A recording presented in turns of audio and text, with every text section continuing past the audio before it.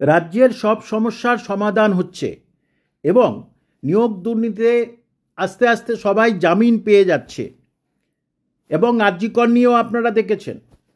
অর্থাৎ রাজ্য সরকার সব দিকে তাদের নজর দিয়েছে, কিন্তু কেবল রাজ্যের লক্ষ লক্ষ উচ্চশিক্ষিত উচ্চশিক্ষিতা এবং চাকরি পরীক্ষার্থীদের উপরে কোনো রকমের নজর নেই রাজ্য সরকারের। এবং এই যে তাদের 12 থেকে 14টা বছর তাদের জীবনে শুধু কষ্ট, আফসোস, তির্যক মন্তব্য ছাড়া আর কোনো কিছু তারা উপহার হিসাবে পায়নি। তারা চাকরির পরীক্ষা দেওয়ার জন্য প্রস্তুত ছিল, বিদ্যালয়ের মাস্টারমশাই দিদিমণি হওয়ার জন্য তারা কিন্তু আপ্রাণ চেষ্টা করে তারপরে তারা কিন্তু এমএ, এমএসসি, বিএড, ডিএলএড করেছিল। আজকের কষ্ট করে তারা যে ডিগ্রিগুলো করেছিল, কেউ জমি বিক্রি করে, কেউ বা ধার করে, যাদের পয়সা আছে তাদের কথা ছেড়ে দিই, তাহলে তাদের স্বপ্নটাকে সাকার করার দায়িত্ব কার? রাজ্য সরকারের তো বটেই। আমরা দেখতে পেলাম যে কিছুদিন আগে, মানে কয়েকদিন আগে, পাশে ত্রিপুরাতে শিক্ষক নিয়োগ হলো। ত্রিপুরাতে শিক্ষক নিয়োগ নিয়ে আপনারা জানেন সুপ্রিম কোর্ট পর্যন্ত কেস হয়েছিল এবং এখানেও সুপ্রিম কোর্ট নিয়ে কেস হয়েছে। কিন্তু তার আগে রাজ্য সরকারের উচিত কি নয় যে একটি বিজ্ঞাপন দিয়ে দিই কোর্টের পারমিশন নিয়ে? কোর্ট কিন্তু না বলতে পারত না। আসলে সদিচ্ছার অভাব এবং রাজ্যের এই যে উচ্চশিক্ষিত দুঃখী ছেলেমেয়েদের জীবনটা নিয়ে ছিনিমিনি খেলা ছাড়া আর কিছুই নেই। অনেকেই আছে এই রাজ্যেরই, আমি বহু আগে থেকে দেখেছি, তারা কেবল স্কুলের মাস্টারমশাই এবং দিদিমণি হতে চায়। গতকাল এক সাব ইন্সপেক্টর সে চাকরি পেয়েছে মেয়ে, তার সঙ্গে আমার দেখা হলো। সে সবে জয়েন দিয়েছে, বলল আমি কিছুদিনের মধ্যেই এসএলএসটি হলে আমি আবার বসবো, আপনার কাছে যাব কিন্তু পড়তে, আমার এই চাকরি ভালো লাগছে না।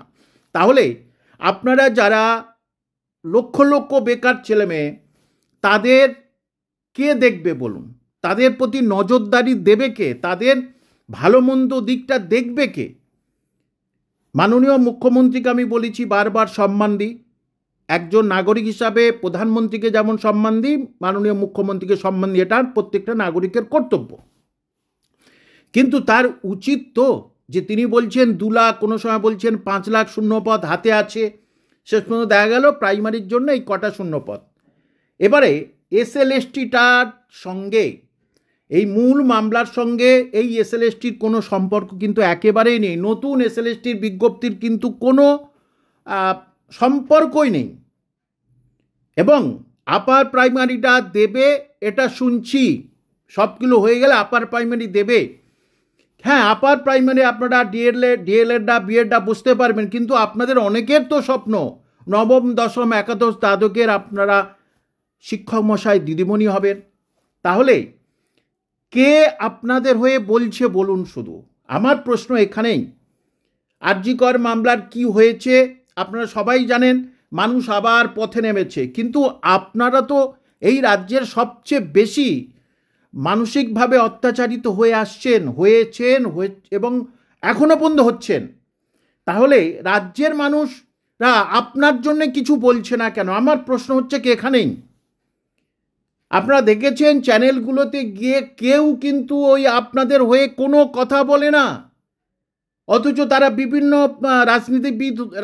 রাজনীতিবিদ তারা বিভিন্ন দলের হয়ে সেখানে যাচ্ছে।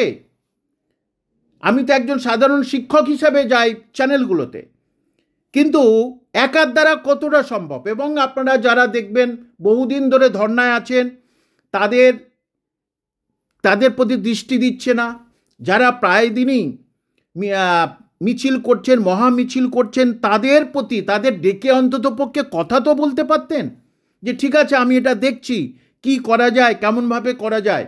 সব যদি কোর্ট নির্ভর হয়ে যায় তাহলে কি হবে বলুন? সব যদি কোর্ট নির্ভর, যে কোর্ট করছে তাহলে আমি কিছু করতে পারবো না।